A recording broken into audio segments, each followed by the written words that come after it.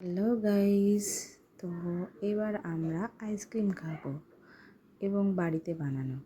তো চলো গাইস, আমার বড় ননদের বড় মেয়ে টিনা বানিয়েছে এই আইসক্রিমটা।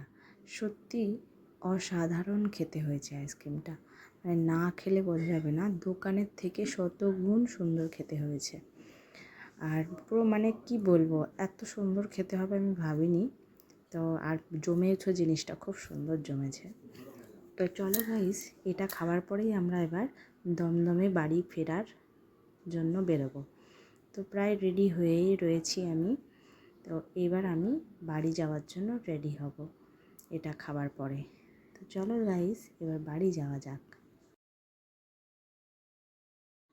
তো এটা খাওয়ার পরে আমি রেডি হয়ে নিই। তারপরে আমি পরের ব্লগে বাড়ি ফেরার সময় কীরকম আমার খুব কষ্ট হচ্ছিল যেন বাড়ি আসার সময়, এত আনন্দ ছেড়ে আবার সেই রেগুলার জীবনে ফিরে আসা।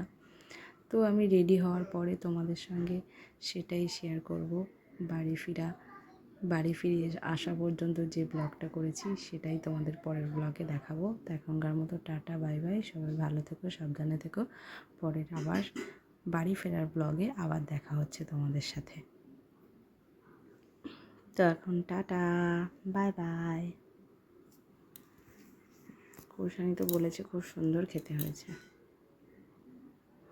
কৌশানী আর কৌশানীর পাপা, আবার কৌশানী এখন বলবে ইয়াম্মি খেতে হয়েছে।